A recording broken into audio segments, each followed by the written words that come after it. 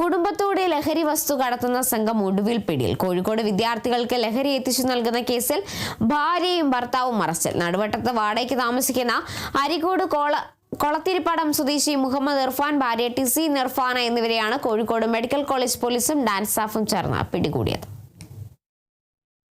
വിദ്യാർത്ഥികൾക്കും യുവാക്കൾക്കുമിടയിൽ ഭാര്യ നിർഫാനയ്ക്കൊപ്പം എത്തി ലഹരി വിൽപ്പന നടത്തുന്നയാളാണ് മുഹമ്മദ് ഇർഫാൻ എന്ന് പോലീസ് വ്യക്തമാക്കുന്നു. വിദ്യാർത്ഥികൾക്കിടയിൽ ഡോൺ എന്നാണ് ഇയാൾ അറിയപ്പെടുന്നത്.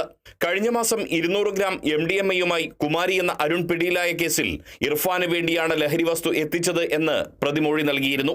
ലഹരി വിൽപ്പന നടത്തി ഇടപാടുകാർക്ക് പണമയക്കാൻ ഭാര്യയുടെ അക്കൗണ്ട് നമ്പറാണ് ഇയാൾ നൽകുന്നത്.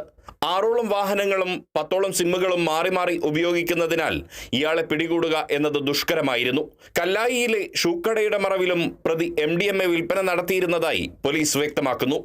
ഡാൻസ് ഓഫ് സംഘത്തിന്റെ തന്ത്രപൂർവ്വമുള്ള നിരീക്ഷണത്തിനൊടുവിലാണ് ഇർഫാനെയും ഭാര്യ നിർഫാനെയും പിടികൂടിയത്.